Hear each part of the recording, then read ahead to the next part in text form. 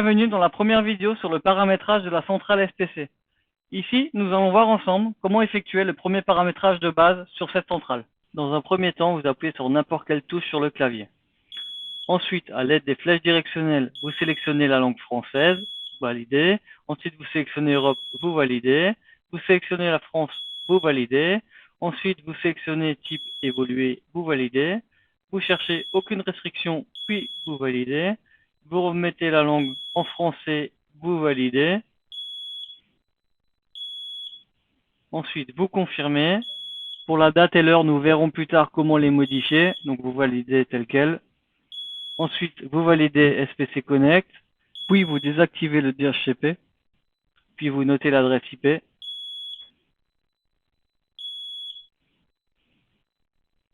Ensuite, il va effectuer la recherche des modems. Moi, je n'en ai aucun, donc c'est normal qu'il ne trouve rien ni sur le slot 1, ni sur le slot 2.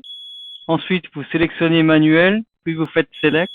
Le système va rechercher l'ensemble des périphériques Xbus branchés sur le système. Une fois terminé, il affichera l'ensemble des éléments trouvés.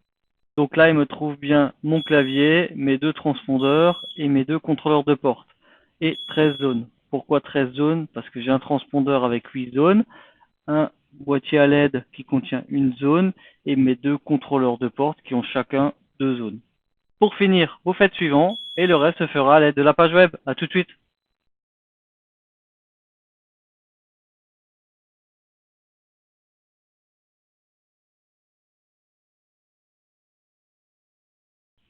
Maintenant, la première chose à faire, c'est de modifier l'adresse IP de votre carte réseau afin d'être sur la même plage d'adresse IP que la centrale. Donc rappelez-vous, la centrale est paramétrée par défaut en 192.168.1.100. Donc je vais modifier mon adresse. Je vais mettre par exemple 192.168.1.2. Le masque de sous-réseau, je valide, je fais OK. Donc ensuite, vous ouvrez une page Internet Explorer. Dans la barre d'adresse, vous tapez l'adresse IP de la centrale, https://192.168.1.100. Vous validez. Ici, vous tombez sur une page pour vous dire que le site n'est pas sécurisé. Donc, elle peut ressembler à celle-ci ou à une autre en fonction de votre version d'Internet Explorer ou si vous utilisez Chrome. Donc, du coup, je vais cliquer sur Informations, accéder à la page web et on se retrouve sur la page d'identification. Donc, ID utilisateur, c'est Engineer en anglais, donc N-N-G-I-N-E-E-R. Et le mot de passe, c'est 4 x 1, 1, 2, 3, 4. Je me connecte. Et voilà, on est connecté à la centrale. Ici, vous remarquez qu'on est bien en mode paramétrage, état dans lequel nous avons laissé la centrale lors des premiers paramétrages au clavier. Ensuite, vous allez sur Configuration, Système. Dans ces différents onglets, je vais vous montrer ce qu'il va falloir cocher ou décocher pour faire une programmation de base. Je ne vais pas rentrer dans le détail de chaque ligne. Si vraiment vous voulez savoir à quoi ça correspond, si vous êtes curieux, n'hésitez pas à consulter la doc qui se trouve sur le CD. CD qui est fourni avec chaque centrale. Il y a une doc à l'intérieur qui est vraiment bien faite. Donc n'hésitez pas à la consulter. Alors, premier onglet, l'onglet Système. Alors ici, dans l'onglet Système, Secteur doit être coché tout simplement. S'il n'est pas coché, il ne sera pas possible de créer plusieurs secteurs. Donc chose qui est importante pour nous pour créer plusieurs secteurs. Ensuite, contrainte redéclenchable doit être coché. Tout simplement pour déclencher l'alarme silencieuse lorsqu'un code sous contrainte est entré. Panique redéclenchable, donc ça c'est pareil, c'est pour déclencher l'alarme panique lors d'une sollicitation des boutons panique. Ensuite, silence pendant l'écoute, donc ça pareil, vous le cochez. Ensuite, un peu plus bas, sirène immédiate doit être cochée. Sirène à chaque alarme également à cocher pour que la sirène soit activée lors de chaque nouvelle alarme, tout simplement. Rase à la mise hors service, ça vous le décochez. Sinon, la mémoire d'alarme sera automatiquement effacée lors de la mise hors service au bout de 30 secondes. Ensuite, un peu plus bas, ici la résistance de fin de ligne par défaut c'est 2 résistances 4,7 kg. Ici vous pouvez la modifier en fonction du site et de si vous récupérez des détecteurs avec d'autres résistances. Ici vous avez l'embarras du choix. Tolérance large, donc ça à cocher tout simplement si une résistance n'est pas calibrée correctement, ça peut éviter des déclenchements intempestifs.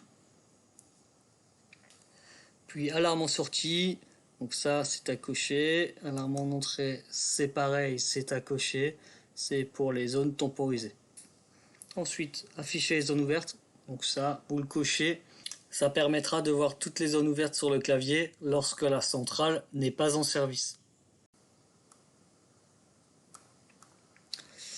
Ici le code. Le code, vous pouvez... donc par défaut, nous on laisse un code à 4 chiffres. Si jamais le client exige un code à 5, 6, voire 8 chiffres, c'est ici que ça se modifie. Nous par défaut, on laisse à 4.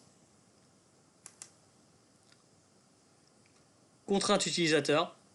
Donc ici, je mets code plus 1. Ici, bien sûr, vous avez le choix entre plus 1 et plus 2. Moi, je mets plus 1.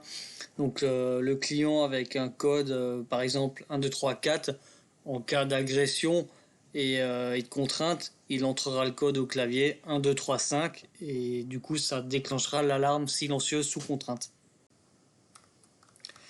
Voilà, nous avons fait le tour du premier onglet. Quand vous avez fini, très important, vous sauvegardez. Ensuite, tempo système. Ici nous allons voir ensemble les tempos système.